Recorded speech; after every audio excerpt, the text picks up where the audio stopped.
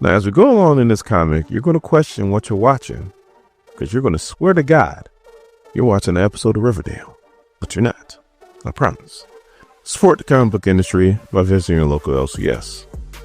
My name is Dorian. This is SEO Comics. We continue our coverage of Lord Kinney Wolverine with number 6. Our story starts off with somebody screaming Laura, and we see it's Gabby Kinney. I haven't seen Gabby in a long time. Like, I don't even remember seeing her during the Cocoa in there. I'm pretty sure she was there. You know, I kind of caught on the tail end, but I don't remember seeing her at all. I think her nickname at first was like Honey Badger, then they changed it to Scout.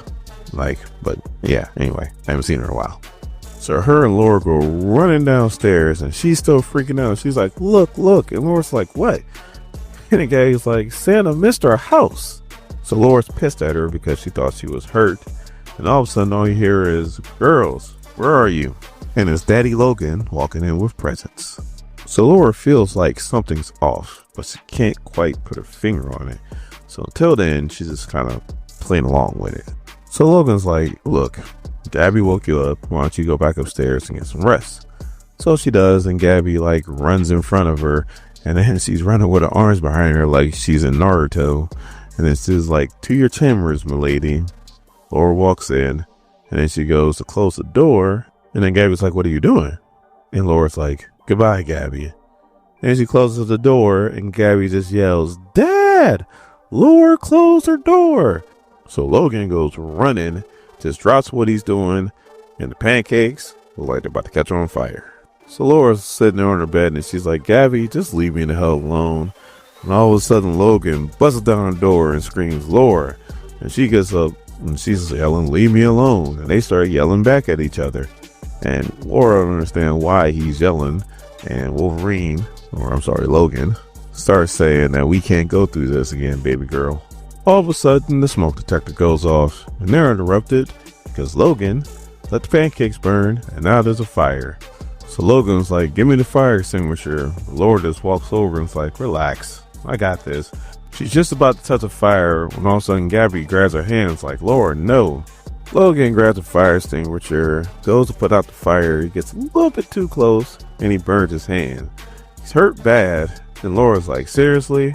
And Logan's like, cut it out, Laura. And then Gabby's like, yeah, stop it. So then Laura's like, I seen you hurt a lot worse than that. And Logan's like, look, I told you to leave the army stuff out of there. I wasn't trying to get hurt like that again. Just grab the first aid kit. In all the thousands of comic books that Wolverine's been in, when have you ever heard him say, grab the first aid kit? So Gabby's helping on Logan put on his bandage, and Laura's kind of just standing there listening in. And they're talking about Dr. Xavier, not Professor, Dr. Xavier, and Dr. Frost. It was a lot of things. Doctor is not one of them. So then Gabby's like, you need to tell her, Dad. And then Laura's like, stop whispering. Tell me what. So Logan tells her how her and her mom got into a car accident. Laura was driving. Her mom didn't make it. So then, to help deal with her pain, Logan bought her a journal and told her to write her feelings down in the journal. What she did was she came up with this elaborate story, how she was invincible, how she took Logan's code name in the army of Wolverine, like pretty much everything that we know of Laura Kinney, she was writing down. And then one day she decided to test how invulnerable she was because she had a healing factor. She went to the bathroom and she cut herself. Instead of healing, she almost bled out. She was in a hospital for a very long time. Wolverine and Gabby were right by her side the whole time. She finally woke up to greet them. They were happy that she made it through. And then Dr. Xavier and Dr. Frost pays them a visit. They asked Logan if they could speak to him real quick outside in private.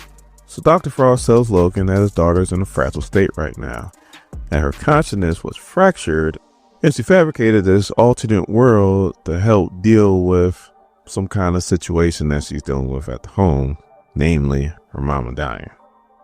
So Logan's pretty much taking offense to it because now he looks like a bad father, like he's not doing his job. And Emma just gets 10 toes down and is like, look, As a woman and as a medical professional, I understand exactly what your daughter is going through, and I'm just trying to help you.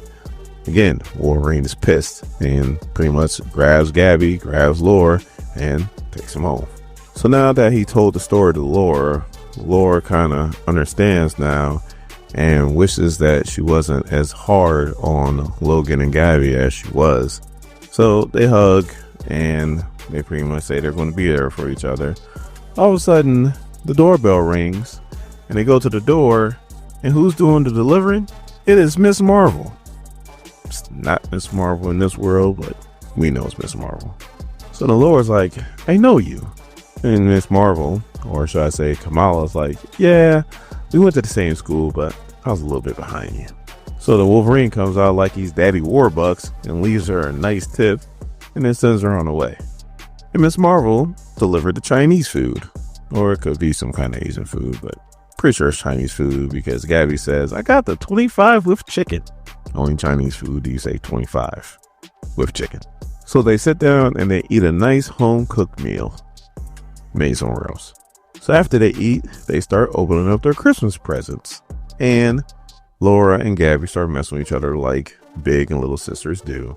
Logan gives Laura a new journal, and then Gabby throws a wrapper paper at Laura, and then she busts out her signature. This is a Gabby signature, one claw. Because, in the other universe, Gabby only has one claw. But pretty much she's making fun of Laura of her alternate world, which we the reader know that's the real world, in a sense. So then Laura's like, you can make fun of me if you want to, but when I'm making $1 million off the movie rights, I'm not going to give you a dime. And then Gabby's like, it's okay. I'll make my own $1 billion. Now go answer the door. There's a doorbell ring again. She goes to open it, and it is Hellion. So they get right to kissing. And then Laura's like, I don't know if this world's real, but as soon as I start kissing him, I feel like I'm home. Like I said in the beginning, this is Laura Kinney, straight out of an Archie comic.